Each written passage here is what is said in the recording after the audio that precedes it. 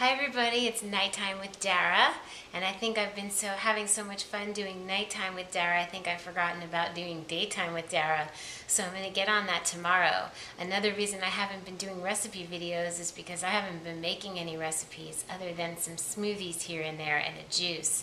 I have been eating mostly watermelon, and if you look back about 4 videos ago or 4 days ago or something like that, you'll see a difference in my face. You'll see a difference in my skin and my cheekbones. I definitely have flushed a lot of toxins out, a lot of excess food, and we fluctuate. You know, everything, life goes in cycles.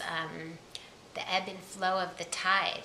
So now I'm on a cleanse, I guess. It just happened. I didn't intend to be on a cleanse. That's how I like it. I'll never say really, okay, this is it, and I'm going to, well, one time I did that. I did a juice feast for 40 days. And I just fell into that too, though. It just happened. It was just a natural thing. I don't really like to be too rigid about that. It creates unnecessary stress or feeling of deprivation. So I like to just kind of naturally go into things, and I just started eating watermelon, and I found it so appealing. Every time I turned around, I'm like, I think I want more watermelon. And then I'd eat something else, and I'm like, no, that didn't feel as good as the watermelon. So mostly watermelon. And I feel different. I feel lighter. My stomach's flatter. I've kind of shrunk this way and this way, and I'm feeling light and energized, and I'm sleeping less. I just don't need as much sleep. So I highly recommend it. And what I want to say is that it's really important to feel in harmony. And I think when we hold stuff in our intestines and in our bodies, yoga is important, massage is important for your lymph to move things. Yoga is very interesting. For me, I like the benefits of yoga because let's say you do a heart opening posture and you're twisting your internal organs, and you're kind of giving them a massage, and that you couldn't really get any other way. It's like your own personal internal massage. And so I noticed if I haven't done yoga in a while and I go to do it, I actually feel the liquids, you know, they come out of me, right? I'm like, wow, I must have been holding on, retaining a lot of water and fluids. So I highly recommend yoga. I recommend making your home as harmonious as possible so that when you leave your home, you leave as a person with peace, not somebody who's frustrated that they couldn't find their other sock. You don't want to leave your home feeling frustrated. You want to leave feeling like, okay, everything's in order. And for me, the key is not having too many things around. We kind of accumulate. Things end up coming in the home, in the house, and you kind of really have to always keep your eyes open and say, that doesn't need to be there. That's bothering me. That's kind of in my way. And you move it out. And I think that's essential to peaceful living, to harmonious living. So we remember that we don't only want to want things, like we have our visions and our desires and our dreams that are so beautiful, but it's important to say, okay, well, what am I willing to let go of in order to have those things? And we don't have to let go, and say, you know, when you declutter, you don't have to say, I'm letting go of things, and then you're almost like a child who has to give away their toys. No, you're clearing space for something magnificent to come in. That object was in the way.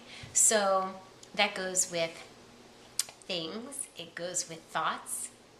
We got to maintain our positive thoughts. It goes with people. That means if you're in a relationship with someone and you kind of know it's just not going to go anywhere, it's not feeling right, it's important to pay attention.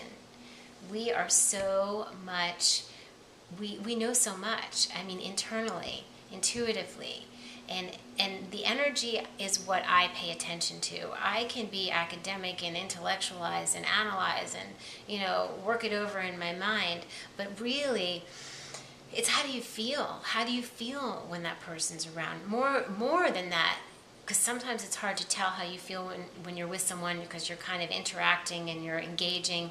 When that person leaves, what's the energy like? What does it feel like? Do you feel uplifted? Do you feel drained?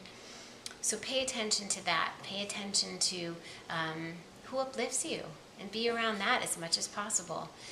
So it's important about the things, decluttering, the people, and you have to be willing to let go. And it doesn't mean that the people and things won't come back to you in their proper form. They will. You'll have proper love and proper belongings that serve your current self. And when you show up exactly as you are, let's say that you are trying raw food and everybody around you is like, what are you doing? That's not right. That's not healthy. I don't think that's right. You're going to end up like this person or that person. And you know in your heart that it feels so good to feel that clean.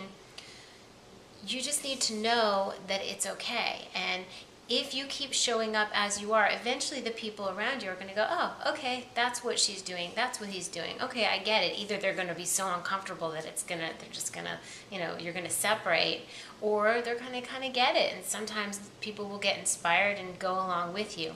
But if you can surround yourself with as many people with like minds as possible, which is why the internet is so amazing, because we're all just kind of gathering and the world's becoming this smaller place, and the family of people of consciousness is we're finding each other, and it's amazing. So that is I think what I wanted to talk about. I need to start doing some daytime with Dara, not only nighttime with Dara. And I keep forgetting that it's winter in Australia and you guys are cold.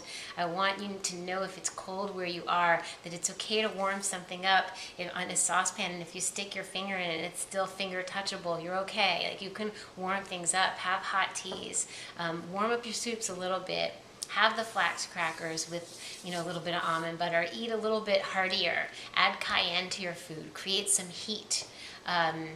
Dry ginger is heating, fresh ginger is cooling, so you want to go for powdered dry ginger, but definitely give yourself some spice and some fire. And the way I get through winter is with, I do sauerkraut, and I do a little bit heartier food, and an avocado, and I also have my tonics, and somewhere in here there's a power tonic, energy tonic. Cut that down by like 1/8 of the ingredients, and make yourself something warm and delicious. So, and as far as us summer babies, we can just keep eating fruit. Cut out the salt.